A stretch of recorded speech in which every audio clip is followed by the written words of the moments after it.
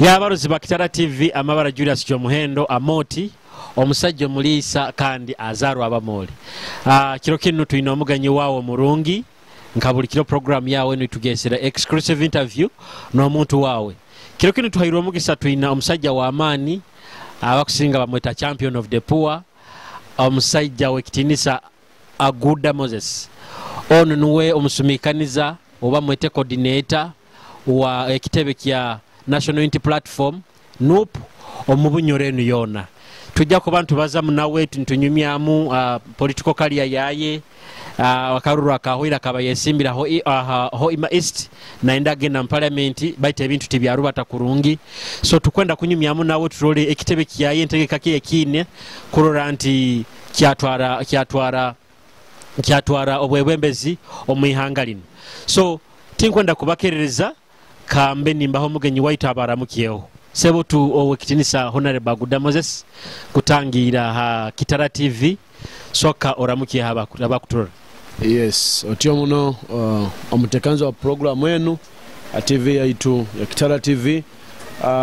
nabahuliza inywena oba inywena abakurura TV yaitu ya Kitara TV kubanza kutwala mugisa guno kubasima mwebale kuteka mu amani kandi mwebale kuhagira Kitara TV muongereho mugendere kimwa maiso niko tukurakuranize Bunyoro yaitu. Amabara gange banyita Rw'Aguuda Moses champion of the poor omwana wa Daudi kandi bamusajja mulisa na nyowe bamusajja mulisa ebyemisomo byange nabyo tyemanyika mbibalizo kimugomwa kwankwe yanjura choko simbe hakati yao mpairo no mugisansangira Oruganda rwango mulisa so hate mbozi deke kurukutereke gende kurungi maiso so hati Rw'Aguuda kurura watahambya polipo bino kabitandiko hata mwaka kigwatandikire kurura anti government ko tandike bya politics bino ebinte ensonga ya politics eno nkunihira nyowe kusanga ya zairo bizarwa nayo habo kuba nkuijuka nkabandi dohaga boys mu P3 by the way nyowe nkaba kankoma kuba perfect wa sanitation dohaga boys ndi P3 nyina bafigo west up nyageza P4 bankuza bamfora assistant head boy ndi P4 hali ba appointing agambe P3 bakanya appointing ambe barago oli bright oli sharp oli vigilant bagambo oli perfect hati bakwanjura parade hati nyagamba baitu kujuka kwa madamba bunagamba damu karungi na Mr. Litia nabagamba baitu bintu bikunyuma nyenkuwa nyenda tugeyetu esimbe bwesimba nyenkuraganye nambe oguni nye simbe bwa head boy mbachunda basajja bana kwa mojogo mwetaga Adamu na inspiringa muno hati nyarugaho nyake P4 tuwatekayo campaign twayesema nka assistant head boy nyasinga akaruru kurungi with a very big margin chonka abandi ababe basingire baba disqualifying aba appointing abandi hata abaye bali qualified abaraga ona kusa qualifying maana maze general election mazire koma bagabi align no emea basimba line nyuma yao batulekao so as early as that I was already nkabarule ndi mu leadership twakwese polipo era no mu bitebe byanganya someraga I think P3 nkaba P3X nkaba class monitor na King G Center Chidri Vicent ogali obi wange niko twakasoma gato ikaraga ntebemu nyabaga kubanza nabo wakabiri nimba wakabiri nabo kubanza tutyo ntwaranangana mu nkalamba itukandi mtwayiga mu polipo kun ne muvuga speed era nyaike manyabayi ninga P5 habogamba kana TV tekezo nyina bingi munye nitaka ku shapinga leadership ya Rw'Aguuda Boys politics ya Rw'Aguuda Boys hani ngamba bana batege na campaign mutetuge mkasi ntwara campaign na bandanko muntu ngia ino rugezigezi rwingi timanyire akawa msajja mutaka masalifunsi yanga tangamba iyo mwana ino rugezigezi rwingi masalifunsi yaga ino rugezigezi rwingi kwenda ino kufuga someri hati mimi nabazeo baitu tuyandi tutakulunga kwanka tandika kala nyeni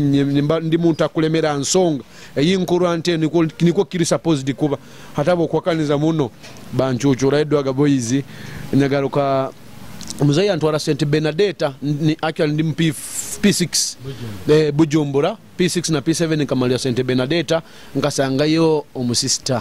sister Justin na nsurubawe amatama ngamba iraro lya Rw'Aguuda Boys hanto ijali koleraho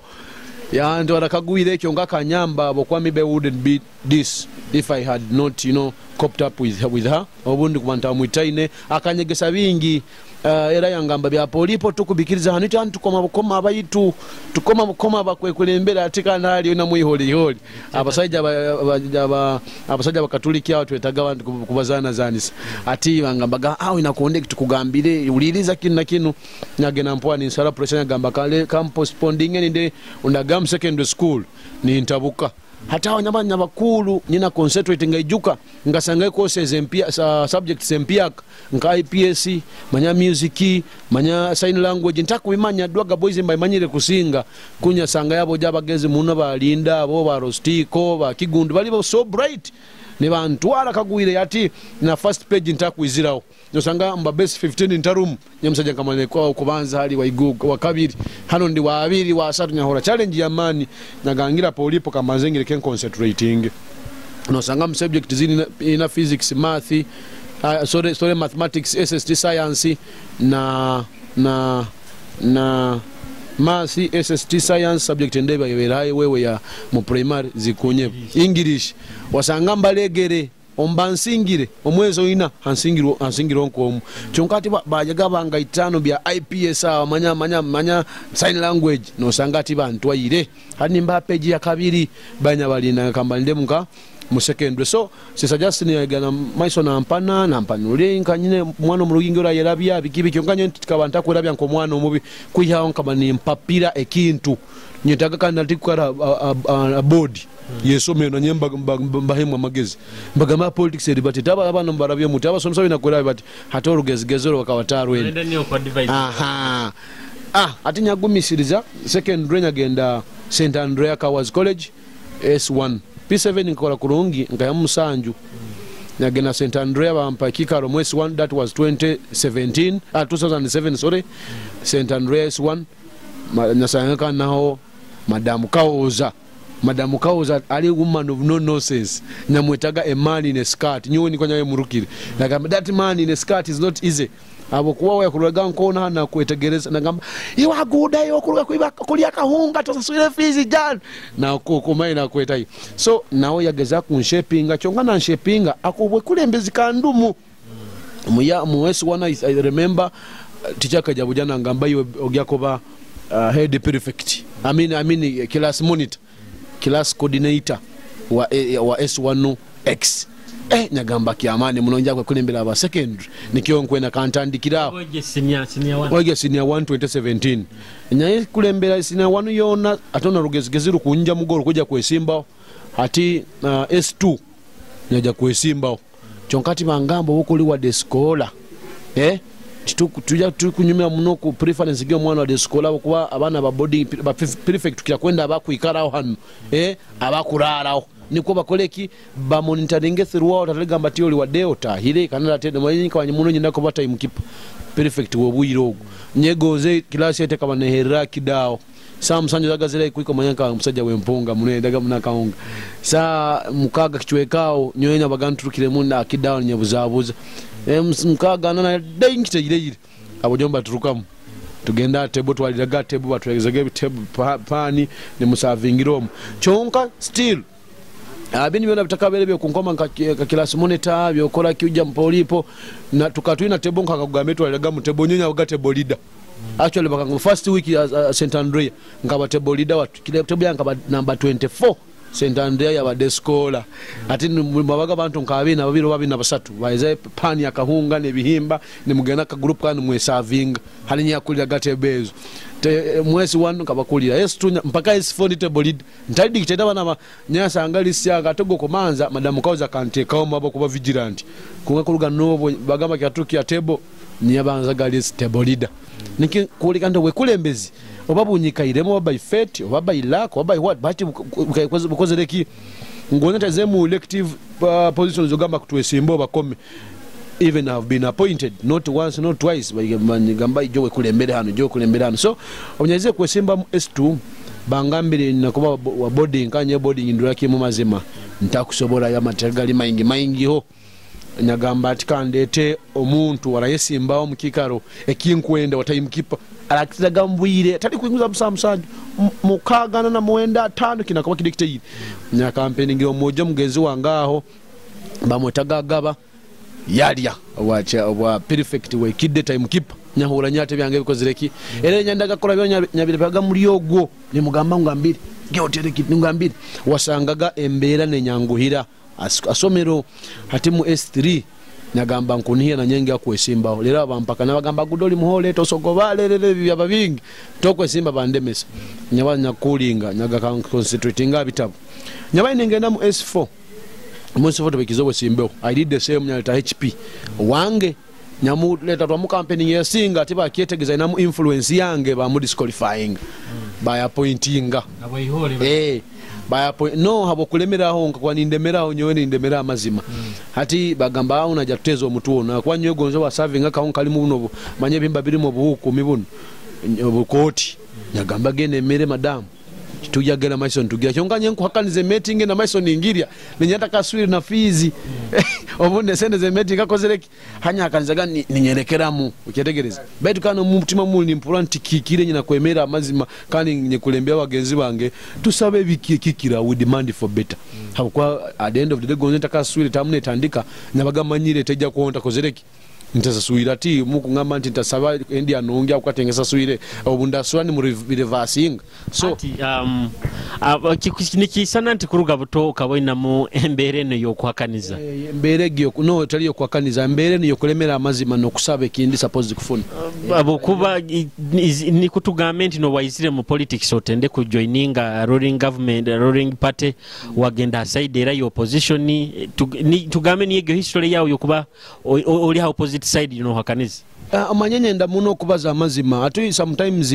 oboga alebintu byorabulora usakoba niyo mukama weka kano genda ku public kwetere migerenti nyewe omukoko kuru amasazi gande makusasura wewe kuru amaizi gande makusasura wewe kuru abana bakyandeme kusomesa wewe kuru byonazuwa bwange komusajja bondem oina kwe defend ngozo kozere kibi okyetegereza hati nywenka nyarwaga kujoininga abo banu ba system ero ba NRM already ningi agenda kuba kumigizi wa yenyi nchulera ukwati na system yange okyetegereza kandi nyendamba za mazima nyagamba kan hata tugonza bwiro nuya kiteraga muno nya following aga atugonza Francis akaba meya ngamukolera na kazi nakyo nyaba imbenki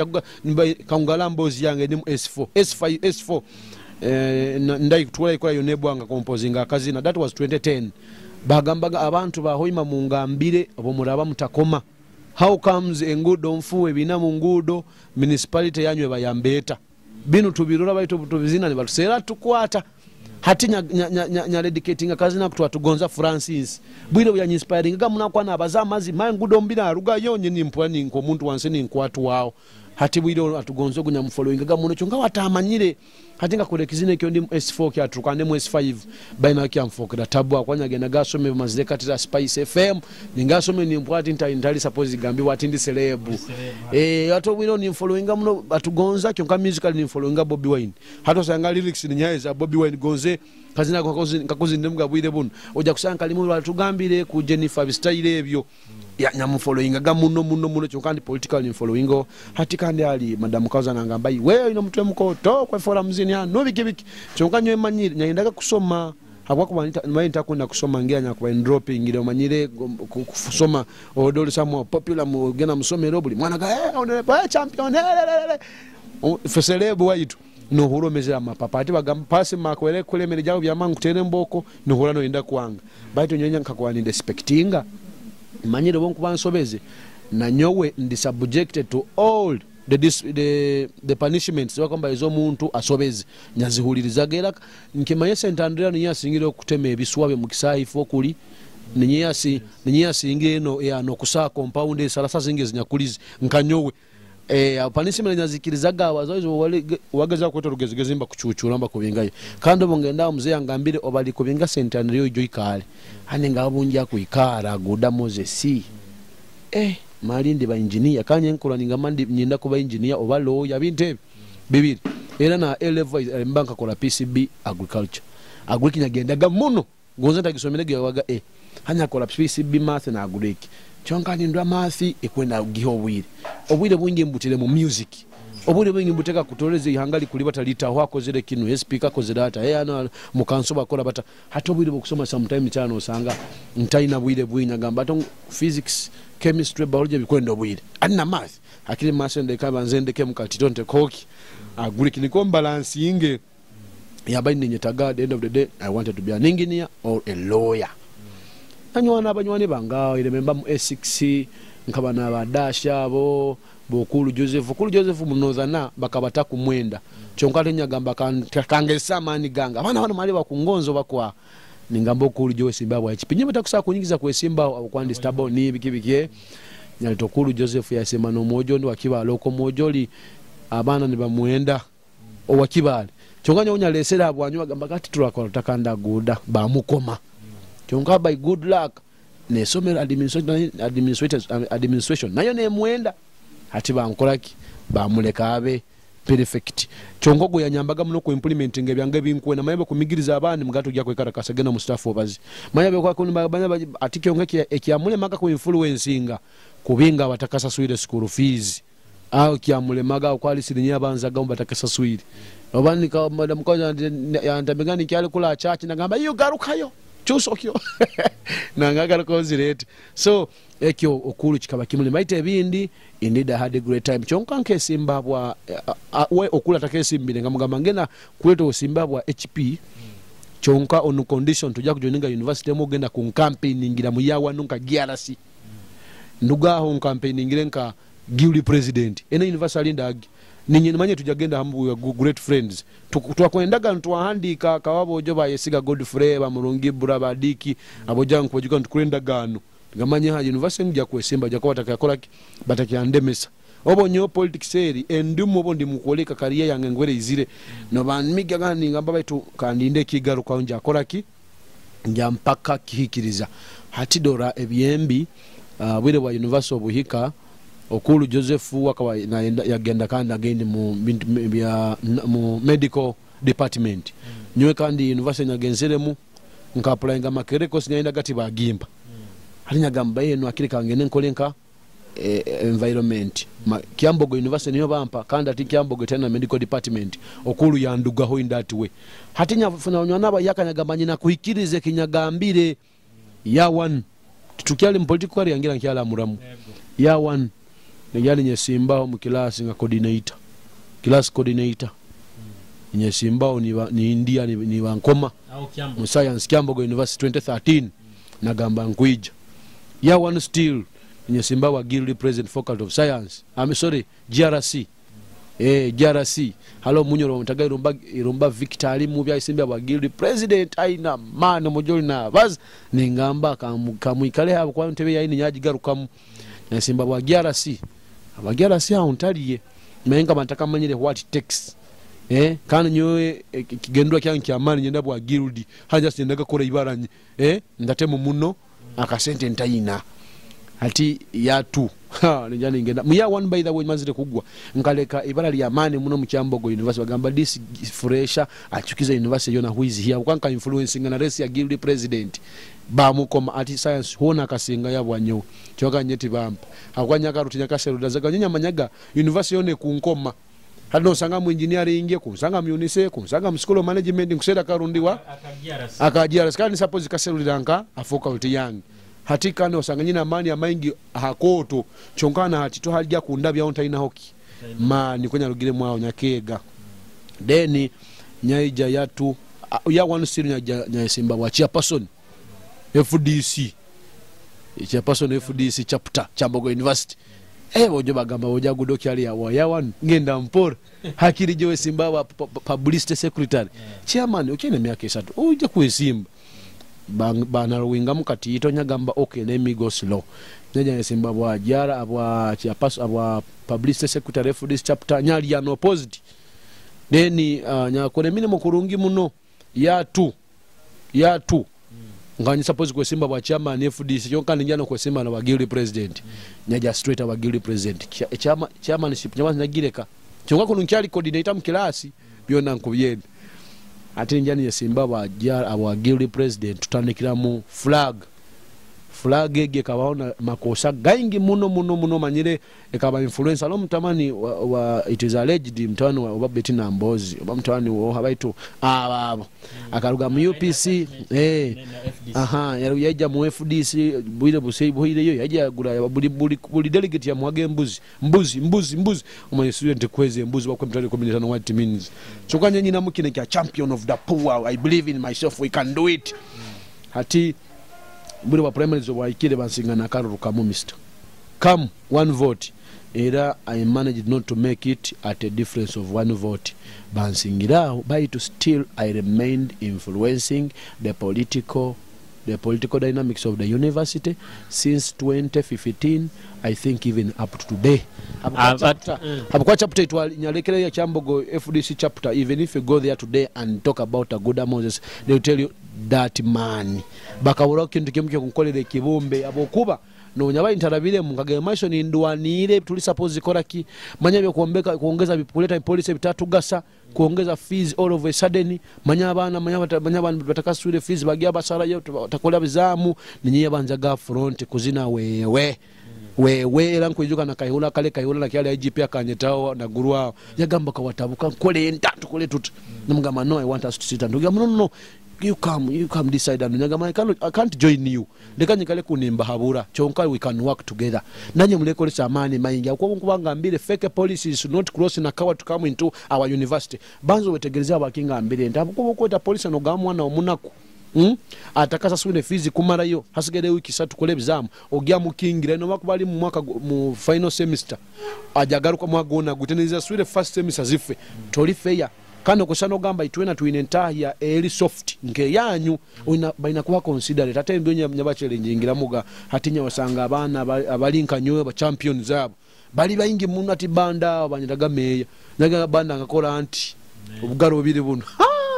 muliro ndukitira mpaka nakawantu sometimes try but importing and to university nyabaire muntu gera neighboring universities ku demanding for justice yabana abali ko sisoko simbe hakati yao nkwenda tugende break hanu program yetu enda kumuno kukuza ebisembo by'abana bahanu so kazi nakya korunyuriyo akasinga kunyumira bulizina oli wingi baitu musajja obi wangogo nkugambire ge twakuze ntulyamu ebijjakogwo figo stogo na ankora muno aina buzina bwinge bwatira obwenze mbunyumira baitu kandi alo latest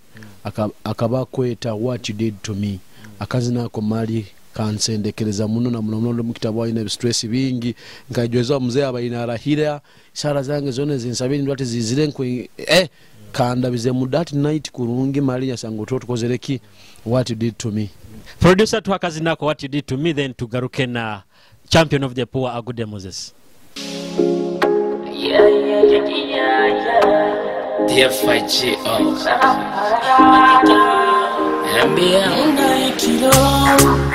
Munda ekiro oja mu biroto byange munda ekiro oja mu biroto byange. What you did to me, just tell me what you did to me. What you did to me, just tell me what you did to me. What you did to me, just tell me what you did to me. What you did to me, just tell me what you did to me. In my life alone, was I an and no, ain't no love for you, and no love for no. I did all I could on my door. I am missing you every day. Baby, cut on my door. Tell me what you do. Kuno mubiri kukubanja, kile kifuba kikubanja, ina masuka kakubanja. Tell me what you do. Oh yeah, what you did to me. Just tell me what you did to me. What you did to me. Just tell me what you did to me. What you did to me. Just tell me what you did to me. What you did to me. Just tell me what you did to me. Abakutondera Hakitara TV nkubatangira yo kuruga break egyo akazina baketa what you did to me okuruga Mafigo West champion of the poor gambini kwa kumukoli asazini kakongora muno kakora makuru both lyrically na memory na experience ya buli muntu alabire mu nsi muno. So when Mali the boy is singing out your heart and you experience it, you say wow, is my Bobby Wine of Hoima. Ati turugira Kikyambogo University of graduating okabukia refresh atiki amani okagayihanka kurura nti fine musomero tukabogo gambiro kabano wesimbaho na bikeyo politics,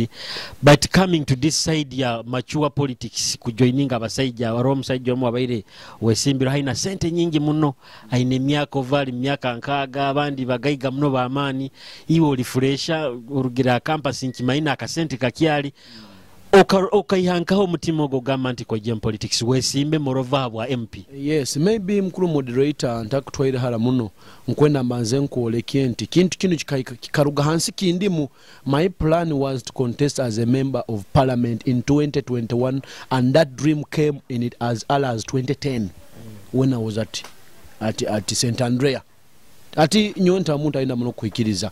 Then I remember for the legacy I did, I left at the university Kiambogo. FDC ba best joga kankwata muna mukono ya nsembeza hai hi basemu junga anda bamba muno hai ya rusegere ba inspiring nyenye simbe mu youth league ya FDC National Youth League. Actually nkesimbao Jokers delegates conference ndugira FD university ninka chairman wa chapter. I qualified to be a delegate and to contest. Nyaje simba abantu abakoma bagaba general secretary na chairperson ba district. Had district zona munaba hwema ntako manya na kurungi. You can imagine I came from the university hatalo delegate hatalo omuntu no mwa ina karuru nyaja mu community delegates FDC national aba member ba district zone bala Jokers jejenga nenkwe simba nya competing na bana munana abaikaide mu structures FDC na simba onka secretary wa foreign affairs nyasinga nyatera karuru wali nkafuna oburu manya rukumine zinga nkatera karuru na range nkoto bakasula abo banyakata sina sada nyonya manyanya kato nyonya manyira bakasule banu kurungu amanya kurungi bagamba gudayo radiko twa campaigning aba mpagira kurungi mala Jokers out. That was 2015 I think nyalia na ba national executive FDC hati by of course I sold to them my plans na baganja ko esemba nyowe hoyi mabikibiki yagamba bangamba you can of course abo ebe nyakuraga university nimbolekia. I can command a community of over 40 students can bona ni following. It was so easy penetrating into this national politics ya constituency. So nyambai nikiamala kusoma until I remember it is Kano VCJ and I respect that man so much. Respect doctor wherever you are. Doctor akangamba nijenye sim agamba garuka mwanyu muka otandike kole milimu ekitebe muka you get that touch na feel ya abantu abojja kwesimbamu as early as 2017 December nyaija ntaina mulimu ntaina ikaba mfuni mulimu mu KCC ya bantaize nkadakilaka mfunira kali mukamie ntakata nike nokola by the way hati kano byangambye ebintu ebyo and I respected him so much nyagamba now dream first bine bya milimo birinsanga ka steve ndiko bisomere degree yange ngina mukati bali kya njuna nani ndakoleki ndagiba toyamba gambe wenginu ati mwaze mleke mpambie byanga ati ninja ground yo nyata bwiro na pia people power bitakayizire beke bitakayizire tuli FDC ngajano kamala mweka gumuntu gamba election ya Nyakato. The election ya Nyakato na eka nkolo muli mugwamani. Of course Nyakato knew my capacity and byona bano ba kasule because they had failed me before. Ati bampekika mu campaign ya Nyakato mukale bansembeza hi I appreciate by the way their warm welcome. Nyakoreki nyabai nisakora ko mobilizing aba youth and I mobilized them kwasaga nyakomaro intaro kutakenga na buli mu campu no ku technical planning kubara karu sitting on a planning board ngamba tukuleki nakina babyface tujamusingirana hatugende kuno no propaganda team nyehona nyagwayo and I did a tremendous work nkujuka bwire obo tabukire muno mu campaign ya Nyakato bakanyora bana gambika ijo kinyara bakampamba mushana tukuli mkwekarakasa Nyakato mbingi radio bampamba bagenda bana gakinyara mbikaje bayamba following politics ezo mukubijoka kurungi kana bakamanyije nation man bwiro nkamanyire bwiro bujuka kama tukiaruga mukufa kwa biriga bamaze kuita biriga bayisire bakawesi bayisire boha nyamanyana nyine mpaka bakampambire banta mu drone ali mune mundu nyamanya mpoire but mukama ruhango unyesiga Mr. Kandinda bakanagambika ijo batanteire kakinzo batanteire kiboko just bangamba kwenda kine bagamba tine kinkwenda kubanka bamanyire no bundabaza bakunzimya no buntabaze bakora ki chongamisa bankasukoko saa mkaba mukaga 5 gwa mkiro ina gwe kiro then saa akasangana ro musajja akura pasa bai ninye bansibire banjuizo mundi kunya leja nkoma ndwara yagamba ngutara polisi masinya gamba nono abona nibo wakangutara mumba polisi wenye baja kunsigaza basa kunyongeza ibongeza nyambo ntwaro na ga muhanda asenta najana mvugana na gamsenta babu tabu janga weta batawa senta nyatira kuno banyakato bakajana basegiri nyeba segiri nya Muhammadi wile tulimba election ba Muhammadi bojo bayingi nabana ba hanu nya remember halo mukazo mutanalo ngo FDC baja bantabare chali na shoni mani yabo mukiro baja bangara nya surviving baito ebintu byona nimbikora no bugumu bombwina nimanya nti ninakora muno nanye kuja kupenetrating omatuga abantu bahanu juka bamanyire bakabamanyire nko abataba bamanyire bakabamanyire nko muzini good man bayindaga good man nimbatero muziki hata ina kuindwe kisani ne ibara to politician to a leader ninakora ebyo omuntu opposition akora ki and I think that one also gave me a mileage abantu atankumfeelinga no kunyetegereza chonka buli bwa kyaganye ningenda mbyaro kuhandi kuregisteringa committee zangi 2018 not from 2018 nyagana gambyaro nkamenga so by 2019 sitenu yona is na wese kabanikali municipality na batekanya mugabati batekanja kuja kwesimba na gamanku sandali ngankwiha nyenkulete ati aho henyine nkwenda kenga omutima gunagudo kuguyanga omutima gunu nkaka kuolekeze genti ntegeza bankazaru anti nyekane ndo kinkora kiri very normal kiri it is every citizen can do it chonka most of those who can do it they are shying away others who can do it are being bought off others who can do it don't believe in themselves hata maybe nyao kana yinyina ntamuta ta patient tintina naku donka ginoba hata abantu amba kuja ga politics imeenda kufuna obugayiga no tibiri kufuna obugayiga tinyewe nkajamanyire nti mbuli mbera yona njagira bamuchonga ndalemera amazima njakoraki kusingura nyenyenda muno kuba muntu akore kintu akayamba community yankale kaliga senti nobundi bamfire baligambaga nanka akakora kinu na kinu nanyenda bansomeho habukwanye nebiro byankuruga hansi nakora konyasoma gaisore zabo bote nyosome isone Museveni ngeze mbuyinza nyagama nawo muntu nkanyo I will be a president hari nyagamba kantandike amadaraga hansi ansambani ntakusokutanike abwa kansala hansoko okuhara muno ndige kujara abwa kansala njijabwa meya njijabwa MP abokuba no kyara hansonge egyo akudara abantu abagamba ganti oweteire kintu ekyotakusobora nibagamba nti hakiro kubandize bwa kansala kunoba abandi bagamba gabwa meya nti ekintu kiyobwa MP kikaba kikoto haliwe hati nikyo wali mukwegaro kamwe kikaguza abakyo ekyongambire genti nyowe mutima ogo nkagwiha am that aba bagambaga nkabantakisobora nikyo kwa ncho ngambire genti hali abangi abakusobora abegaya abandi baba discourage abo bigambo abantu bakola ki nyo nkaba ndinkisobora ntabolekeze obusa kandi nkaba just ndimu 1 2 job 1 2 make komanya gambira atikale nyizire I was just I think 2 years from university 1.5 before even getting a job baitu bakampulira ali bakali na wile bagamba ko jako kando bonyo nkaba nimbageza bugeza kwa nyo nkamanyire kimu serious business will start in the next kale wa ogenzire mu karuru hoima east akaruru ko kakabakata tutwale munanka mujanegi ya karuru nakwe nabasajja bano abayiroina baina senti bigo toina sometimes nkujuka abusumi obo kabana motoko otaina challenge kizi wasangire ya kamaze ngaruke nyuma kati otanguruke kisaru ntakakikire mbagene nkyakuvuga nkwikia nsonge egyo nti ndimo ukora structure zange nyenya kabane kitabu kyange koto kitikia red kya blue sorry nyagerengani impandika abana abagya kumpagira abakunyikiriza amabalinka nyowe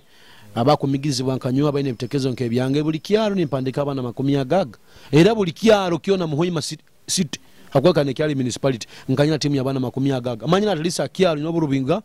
kanya kwandika go inakoboli muntu akomero omukano ikaromu hate maze kuombeka structure ekaba empire da mani na hope na courage kwekirizamu era bangambo boli tuzalira tukutema ebiki olajo katudopa tukutema ebiki hani mpura ndi banyongera amani ngamali nsangire bantu bagenzi banga balinka nyowe hati all of a sudden ngakuwa ndu hoimo batwaireki city Obatwa city jukamanya gandi atinga omale maze ko structure abantu 55 nkabanyongera abandi abiri bale executive members ba advise naho bekyalo abo mu west nkabange mazire kana niko manyenza arwanye mu west mandelo ko hata kunyaba intena mani maingi ati ningia kutandika nka east hati east ali kawora division na mparo ali bitu ningia kitandikirawo dranka batwa city hati nyina kuchwa mungi yanka nkwesimbira kuno kyongako nali mugenzi wanka sule mu west kandi nyenda ati kandi takwenda kubagana kandi nyenda muno competing I always dream for big ntozo mu compete abantu bakutina batinaga muno muzeyo bamogo nyagamba no it is possible nyagamba ngena nka musasithinga katera kasule sai moya nyenkyakala ne mugamba ja resort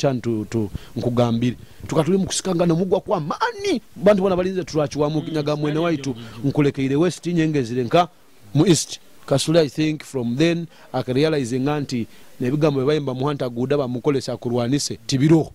nya joininga race ya east halale bayimukuru Jonadi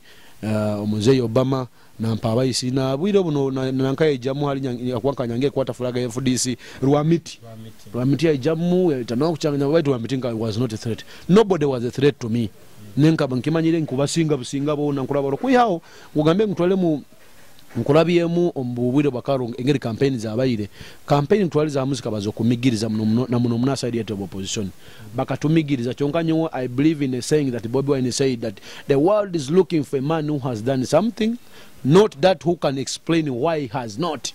Hatinya tinja kugambe why he didn't go through. But nonjo kwatinja kwegemera muno ntakina kinu kyandemeseze kinu kyandemeseze baitu kyo kweleza waka light katito okumigiriza kaba kwingi aside ya opposition na mnomwita ba NUP nibakwakana no kwa kisese nga media nibakozera ano la kola bagamya hoteli mateeka obogenze mu kichweka campaigning nga maroga bagamba toli suppose kuba hanu rugaho nangano program yanakani yokusoma hanu kale kumigiza kwa bakwingi kulotiti ya gasi tabukire mboko kiroti uli mu kusibireira byatumigiza abokuba agudoli omu habasigazi hanu hoima hanu na Bunyoro yona abasigazi bakyasingire kusiba muno bakusibire mirundi nyingi muno kando obo hwatu hoima nti bakansibira abokuba kandi mbwire bwabese Kampala omyaka 3 imbaire ya university basa kwa bansibire mirundi kuikanka nsanju ne 5 bansanju ne 4 nibansiba byennyini mu nkomo zennyini ziri na nagalama bakansibirayo kanti bakanza ko bajja kunsa okwanki abaza munamazima. So mbani kyakole kyanti ombwire bwa karuru campaign challenge ezo okutumigiza zelaho na za finance kabamu abo kwa bantu bahoima abakira musole tuse abandi nicho ngamba twinkeno rugendo rwingi orokuliba takurura twasomesa abantu twabawitura hale kiyo kiba omwekulembeza omulungi bamukoma bata abantu baitu bawama bakiyakoma sente bakiyakoma mutigwe gwe sukali kilo sabunu bakiyakoma 12 bakiyakoma kaya time bakiyakoma nanka mukoto abamba gyamwentekezega mate MP na kubola kishaja chikoto oyino mudda no musipi gutakuzoka omuda guswekera omusipi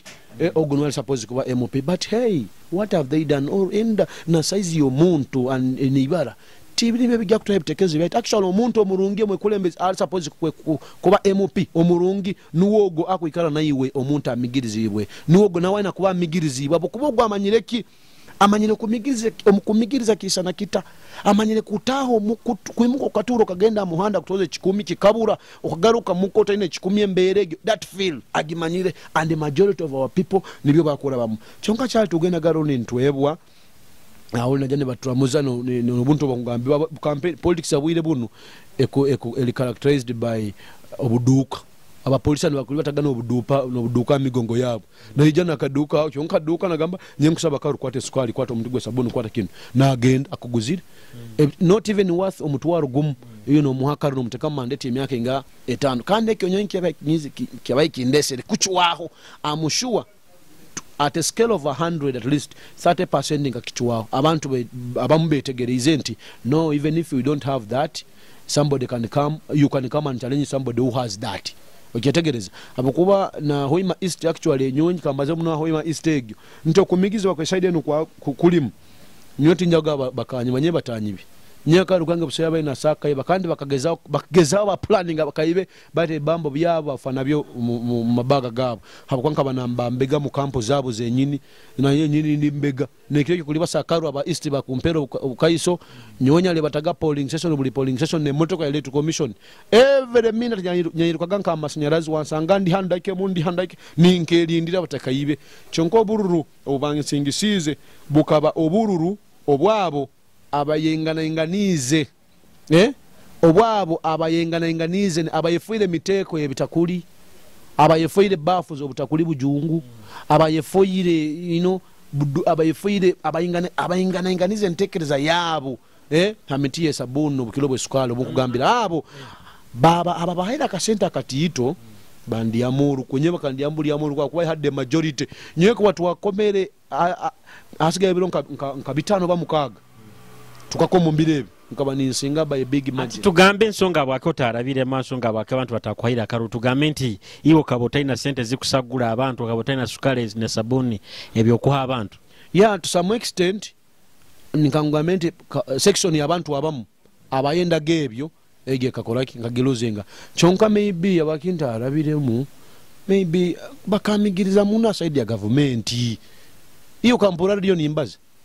iyo gama nkamatana sende zokubaza radio gozimanya baye champion of the pool ekitebe kyetu kigaiga nkaiza mu NUP kitebe kyaki a very big political party hano mu Uganda so nkabaninza kufuna that access kuya ogamba abantu ambaka bataka obakangambe abugamba bakabataka nkengere kurungi abamonya bagani imbaza ni bandroba ndi nkamezaya ebimbagama ni moment bikusoboka abantu abandi bakururaga nko omuntu atakabaire kuba serious bakuraga nko omuntu ali muzano ewe mizano yabasigazi kana tokwa nicho ngambirege kijja kutwara obwira abantu abo kwetegereza kunyetegeza kurunguno kwetegeza abantu abali nkayitwe chonka nkusima Rwanga nti bagenda ni bapikinga abamu muno age bracket eli 4 and above age abakusinga bagambaga gudoki ali mutole kalo anusindike muzee yagezese nibe bwanto kusindika muzee yagezese baitu you are risking your 5 years government obumezi bwa future yona ya government ogena ya constituency ya ogenda gihanding for 5 years of kuogezesa yet me have shown you until I have the capacity and I am ready hatino gambo kusatu musindika agezese hano mkaikuru butebera kantire simunangamba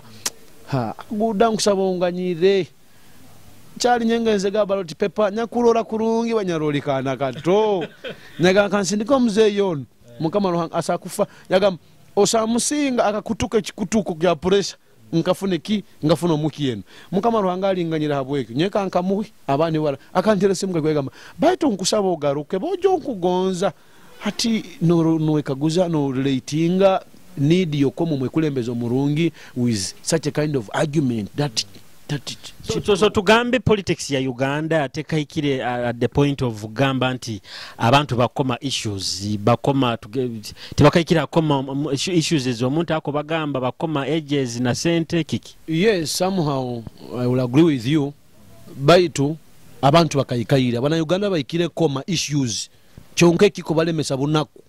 atika ngugambe nke ngambire gente abamu bakonya mu politics kushera ka sente others are participating look for money which is totally different from some of us hati abantu na abamazima nagamanye nankanu wakusobora chonka na geno la muhaireki ekikumya abo kwa munako ali kubi agana mugambo bunkulya njakolya kinu na kinu baito omuntu ali mugaiga for example nko mukamwa ali tuikalire ono hano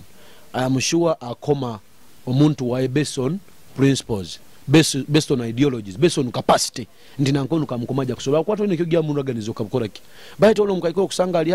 atinyo enko kankonyubize nkarwa benge mbwire wa campaign twagendaga mkyaro ko kutoza akaruru I remember before even na campaign zakatandikire nkuijuka hakaba obwire bwa lockdown yao hali bantu bagabire mere nyombu tito bwange nkateraho kilo tani ina za kahunga haka saving katoka nyabaye nyinaho nyagenda kugaba akahunga omubantu nakabrandinga kurungi cyonko agananga no ikamukyano sanga mukaikuru ayezinge na abayijukuru omutabana kamuzali abana yabanagaho no mutabana taina ntaya la sweeter kuiya na utakufuna bezingire barenjana bironke ebi wajaga na akahunga na irukana gabo Rw'Aguuda Moses waletwa Ruhanga airi ni hembe Kyoto takitu tubatikirege ebyo mukubirwa ngara aleta obatu akaliso munyo obatu binu binkubazo biriyuka ninkabirurawo ona na maizi bukegende ngamba kiyoto kinu nyakisabira ruhanga mpe akire zindachumba obushera owebale kwetwa hata omuntu ali mwegiembera otanianta akusako imuka komo omuntu based on capacity akaleka one who is akaleka the other factor of money abantu abaitu amazima bagamanya kionka enaku ebali kubi kandi enaku itrum el intentional oja kusanga nti abantu abakusinga bona bakohara bana bulikyo bageza kora tibakuwasa kyonka zibakora zikoraki zikubara bamugabura bonikyo nko na machachi gakanyine bwire buli pasa kunya ngamba njaba ine nako mujemba sabire chachi ona nehwayo. No, it is not supposed to be like that. Na kwa au ati gonze ngambe ngusa kufuka prophet bwire ngamba abakala nyona mwine kizibu mukola nzira bamu indeed zikula bamu tukimanyi that is not even you don't need to prophesy on that abakuba it is the order of the day baito zikula bamu zigyanka zigenda asaideri netakora ki netagarura kirungi kugenda likazi government zona ziho musoro baito garuka accountability zikozereki. That is the question that is what we are challenging it nkaba NUP and we are going to continue challenging it nkaba NUP obanka aba member ba opposition abahabuzi ba government tukwetaga sende zitukwe emisoro trole zikoraki nyeti mferebo oba kumfuga wa NRM bameya wa NRM wa FDC oba waki but for as long as kimuhaire akigaruire yampa accountability aplenge role yaye tibyo gamba katukomba NUP bonka no tukomo umuntu ngwa tukomo umuntu ina capacity kana umuntu who will be accountable to the society to the electorates nikyo kwaita ntugamba tuizire na politics eri some a little bit you need to call Bobi Wine mu isina campaigning ngira okadaga otagamba kadaga tawa NUP chwanka mu campaigning because of the capacity he saw in Rebecca Kadaga in the same speed netano osanga bana bamu ne ba campaigning abana sometimes maybe betebe bindi but because of the capacity tiniko capacity oboine muntu ogu nawo bila balema tujaba challenging ati now we are watchdogs kandi nkusima mukama ruhanga yebale kunsobozesa kurania campaign nundanta ntarabiremu ondi arabunya bagamba go aba bajja kuba batina bati leka ruhanga batekeyo babagezese babarole niko 2026 ale kwikira abantu bawema isi nyenko tagawemba njabuti yose bagawo Rw'Aguuda tuyamboki yole nabune lokatandika ila nkimanyira bagabaito wiro kyali manze muleke manze mugeze sogo mu mulole ati hali mbagenye ndakuhabuza yokarugota kike kya kuhindwire bwangu kuruga mu kitebe kyawe ekiwabaire miki wakolereire kuruga mu isomero wa campus wa FDC wakinagaho waija mu NUP ensonga egyo eri abantu nibasa kutagetegereza wangu bati kinja summarize ngambe nti it was people's demand. The people they elect abantu bamemba gya kunkwa mu constituency yange bona bakangamba tukwendo izirenka mu NUP kandi nanyenko omuntu NUP munyafudoga ideologies aina principles ekitebe ziri so much better ziri far much better nef deserve reason azonungi kubateza NUP nizisingaho ati mali omusajja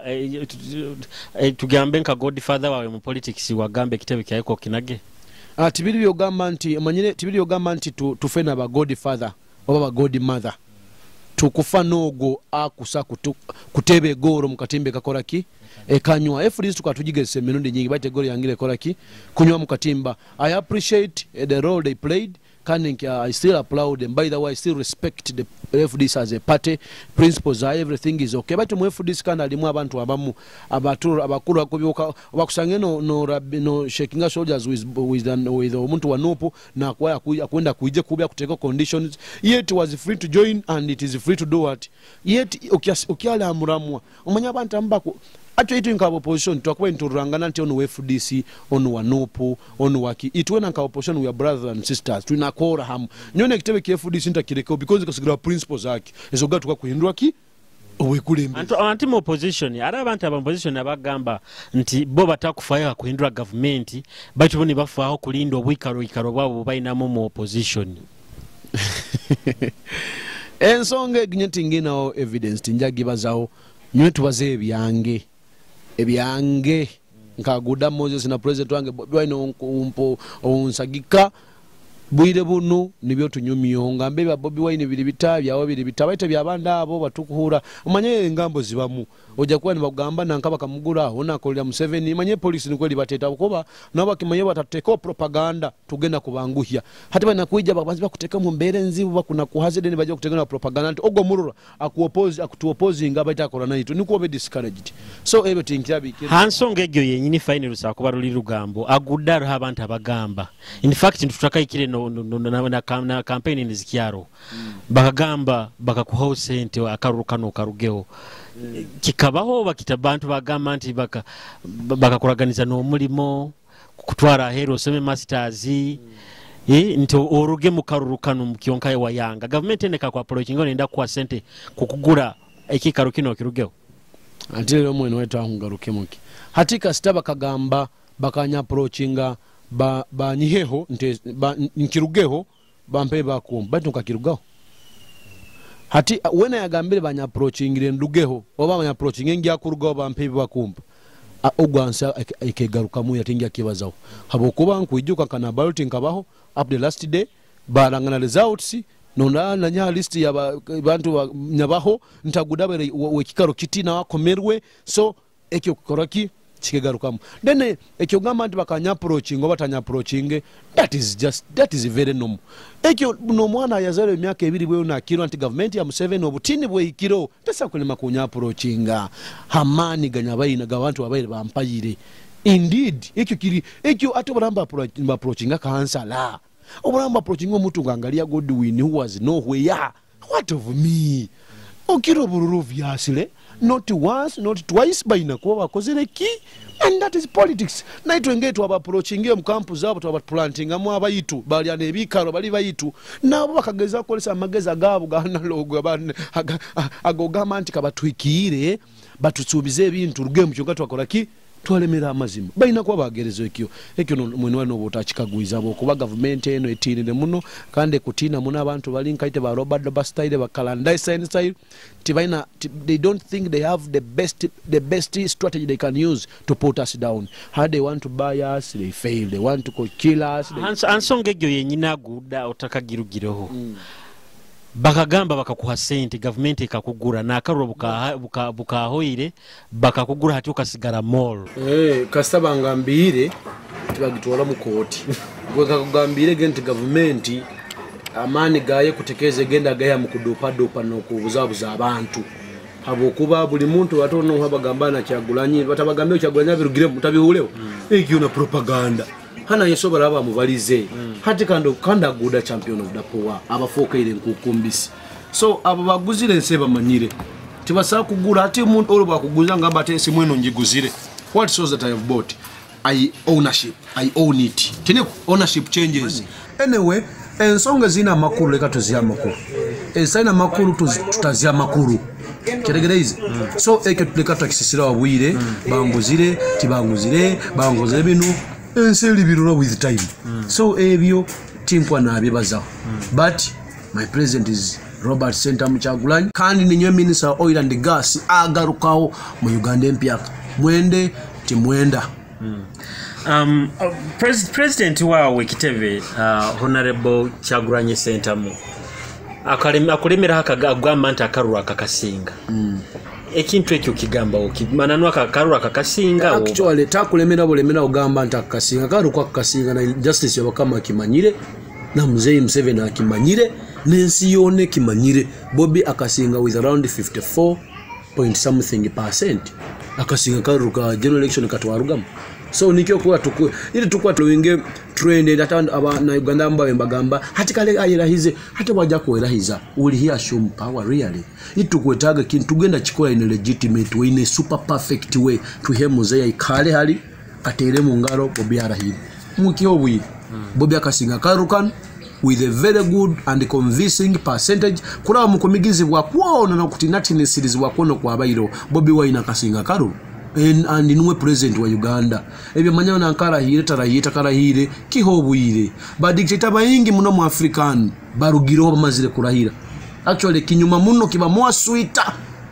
obanze okarahira nokuraya kiri nko okuchumba kulungia akanyama kaho kasika muchomo okwana okachumta mukafuika muliro wene nkakunura bakusika esahani kira kakuyano kyakasarasara leka tubanze tuba yoyote baitu kugambya buli kimwe kiri mu nteko ebintu njya bibaza abo kwebitu byesigaliza nkaitu hati hansonge gyo yenyini inywe nke kitebe oli coordinator wa NUP mu Bunyoro inywe nke kitebe muina plan ki habo kuba president tukahuraho ni bagamba nti arenga zaroga tajja kurahira ati amazire kurahira ijora karahira inye muine ntege kakinka kitebe kya NUP enteka itwina yone liyokuya Museveni baitu ndinza kutakugambira ngo ati mugyamu ya mutamu gyamu imba mu ntebe mugyamu itagali ndono baitu entega eroho eliyokumwihaho tulayi Bobi Wine ije bamukwase instruments of power kanda foke president wihangalino atwe kulembere kana itukole nawe and besides kya consuming power ekandi iwe ntegeka zaiwe ntegeka zawe nkaiwe how ima east plan zawe ensonga gyo nkuru muno manyire Bobi Wine wakumala kuija karahira kijja kuja na ebintu bingi amemba kugambira abo wiroba bayitu bakumala kuraya tujagaruka mukaruka aba MP buli MP wena ayasingira karuru atarabiro mitendera ehikire tujagaruka mba election because we profile those people romanyo kagura bugura quote me buli MP ayamanyira karaba mwagulirira abantu akaru tujagaruka poima isi niye kubanza poima isi akaru tujagarukamu katali mu sente katali mu polisi na mahe katali mu kileze ze sukali katali mu sabuni tugende ati akigambo tukonvesinga abantu bongere bakome hata omuntu arali akwa Bobi Wine tasakura na abantu abali illegitimately elected or appointed okitegereze so tujagaruka muntu in a free and fair process President White amaze kuikara mu in a recognized a better way tuketo mukomena abantu abajja tumusindikira abantu abajja kola nabo nawe abakomerwe in omulingo gwikirizi omulingo gwikire ogubakoma mu MP bitambi ogulirira so ikyo obviously kyonka nyowe akwanja kuba na response bujunanizibwa wingi muno Bobi wakumona fokere president yanyenja kwa minister oil and gas hati oja kusanga tusakome mwana ndakaja no wakaikara mu ntebe yo mukura ikalire mu mzee yon nahoima east sakura yo junior oba Brian akusobora bana baroba ingi bana baingi abakusobora ndibatekemu bajebe simbeho they will win akwanja kuona bujunanizibwa buli bwingi muno kana ndomwe kulembeza kwana nda ntamuruga rusegere hati kano osanga nti touch yange na abantu mu consensus wange kulembera ne sake ndera era abantu bema isi nkubasaba nganyira president bakuma kurayira nenja kuba ninkore milimo nka minister oil and gas wa Uganda gyempiaka oba MP Balita Junior ni wake simba kwa kumusobora mu job muzeyo gamusobora kulungi akwakaroga juga kaja kwa katali police katali mu mahe kali free and fair kandi this will apply abana Uganda bona abamigi abayewe simbi abakandidates abayibire omunge tali yemu nemu eke tugenda chikuro mulingo oina nkoragana kina meya wa Hoima Oil City Brian Kabuye habo kuba nkakura no mu campaign ingira kandi wali wenare mu yoli wano enkoragana nyina na Brian Kabuye eli enkoragana ya buli muntu weno mwikazo Hoima City yaina omukulembeze wa Brian Kabuye niyo nkambire geirango sometimes we look for competency in a leader so Brian Kabuye hero gamba and akwasi flag ya NRM shares almost each and everything with me and with the common man tukutozo bekulembezi obu obujagaro buhereza mu bantu bukulembeze bujja kuba approachable bukulembeze approachable accessible who is listening who is understanding kano mwekulembezi aku respecting abantu across the different political divide that is him so kigenderwa ensonga enkuru munabo akitwa nyonya rugire yo batu warugetwa campaigning ya mwana wa Brian Kabuye because of the values we saw in him and we realized if we don't do that we may lose it all and nkakagwambirege united aba NUP tuli badoma baba opposition ngwite boba kolisa sente kutugura nibagula abantu mbatuwara kugambe gine tuna abantu abaitu bojja kuba babe mu mpora babe mu hati we bindi ni sakuta tutakuwa details ndabwa kinyo na brand baitumanya naitwe tuliki tuli badoman. I'm promising you bantu ba Hoima City Brian is going to deliver. Brian is going to deliver. Nyetu ikala tukakonye program zaitu nkula kimunte minyakwa ni saa kugamba meya wange wa NUP akole ninaunkusa bigamba akole ki abikole ekitakuba nikisoboka kubata mu campaign ngire obundondo oli lakola ki akala mu abukatu ikairo nawe nkujuka ni muzina abantu Hoima mungambira mutakoma niwenya siniraga nindi mu S4 alemerwe kola ku delivering. I couldn't allow such a person again to sit in office yet I have something I can do. No way. Hapo kwa nyagambe kanya sibe kunukani hapo no akabana kola akabana ngana nyikara muntu nyenka takusa kukiza mfugi ino nikiyokula tindi so hapo hapo kwa ntaenda gawa mfugi na usajja ku mfugi busao baito apostegyo yenyine nto yo campaigning ile brand kaboyi okaboyi naho candidate wano wakame tiwamu campaigning ile wa campaigning ile wenare ategyo politics sekyo nikyo mutajja ko tegeza kwa logic ndaira muno tanige kunyumye kyo nga kutotolera buli kimu bukukya halo logic yo kitwale I presented a best candidate that is brand kaboyi on that position not because of any tempagena we disagree on principles, on ideologies. We disagree somewhere on bitebe. By to halal to there's somewhere where we agree. Nengambo you're a common man like me, I'm a common man. You respect people and you want to work for the people. You are working to see the betterment of our city also, like I would do or like Kawakame would do. But if I bring the two candidates, this one had a higher chance of uprooting the other old woman. He was standing a better position, and me my role was to remove bad leadership to bring good leadership, no matter which political party, but good leadership. Nikie kiwati so osangamba hawakuba inofano no gonzo oli mukitebe kya NRM wanupo kusamu hagira kandi batuhagira bayingi so tuleke kurutuna muna bitebe sometimes itamwiri songonga mdege na Bobi Wine waganzere mu east a campaigning ila kadaga yasabida kadaga karuru because of the principles